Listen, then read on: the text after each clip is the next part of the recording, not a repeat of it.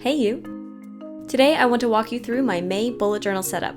I am so stoked that May is finally almost here. Winter took forever this year and spring has been really slow going. But finally, now we're starting to see bursts of spring. There are flowers in people's yards, the trees are finally getting their leaves, the birds are chirping, and everything just smells really, really good. So in order to try to capture that feeling of May, I decided to draw some of my favorite flowers ever, peonies. Peonies are these huge, complex, frilly, baseball-sized flowers that are just so much fun to draw. And I've always been pretty nervous about drawing flowers because they're so complex, because there's so much going on. But I've learned that perfection doesn't matter, especially with flowers. They're so organic and there is no perfect flower.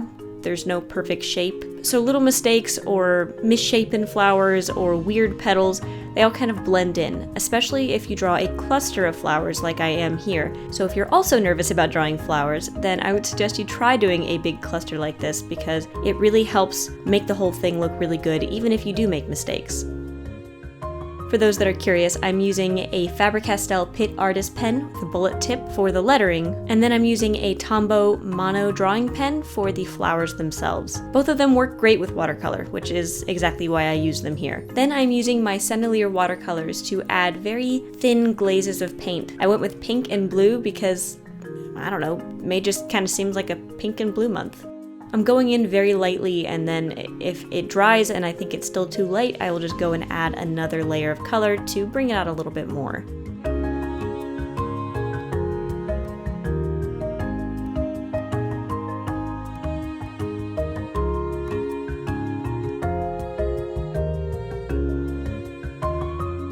April has been a big month for us for a lot of reasons. One of them is that on April 25th, John and I celebrated our 4th wedding anniversary, which is crazy. But besides our anniversary, we've also got some other big news, which is that we are buying a house. We have been renting for 4 years now since we moved to Champaign, Illinois, and we have decided that we are ready to put down some roots in this community, at least for the next few years. We've put in an offer on a really cute house that we found, and the offer was accepted. We're still waiting to do the inspection and do all of that stuff, so it's not a completely sure thing yet, but it's like a 96% sure thing, so I feel comfortable sharing it with you. And if everything goes according to plan, we should get the keys to the house in early June. We still have a little bit of ripping down old 70s wallpaper to do and painting like 75% of the house, but we will be moving in before too terribly long, and I'm very excited. It's gonna have a sunroom and a back patio and a yard. Oh, and a yard, we've been wanting a yard for forever. We haven't had any private outdoor space. We're excited to be able to just sit outside with a cup of coffee and just enjoy the weather, enjoy the birds, enjoy the flowers, enjoy everything. If you want to get more updates about the house as this process moves along, I would highly suggest you follow me on Instagram because that is probably the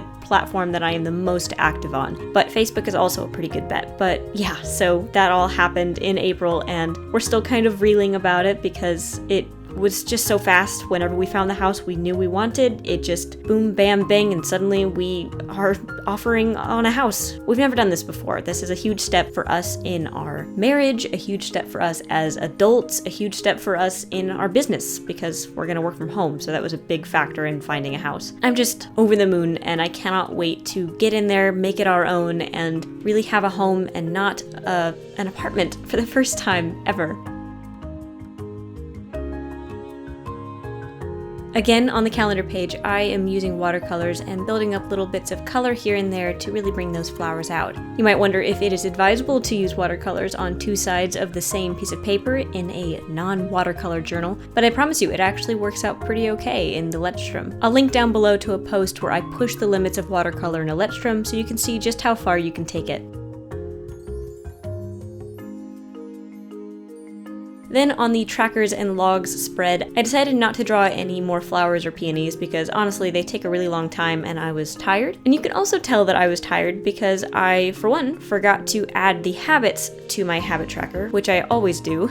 And I forgot that May has 31 days and not just 30, so I had to kind of tack it on there at the end, which made me feel silly. But mistakes happen and it's not the end of the world.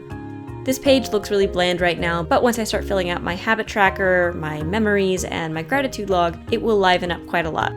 In the past, I've often had the habit tracker and memories log in one spread and then the gratitude log one page over, taking up its own complete spread. I decided to try to consolidate it because I felt like maybe I didn't really need all that much space, so we'll see how it goes.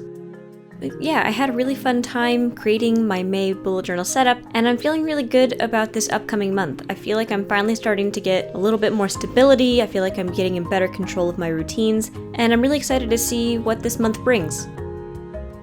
So that's it for my May bullet journal setup. If you want to see all the materials I'm using, please head to the description down below. They are all listed there with links. Also, feel free to head to my website, littlecoffeefox.com, to see more awesome content, and feel free to follow me on Instagram and Facebook. Make sure to hit like if you like this video, and subscribe if you want to see more.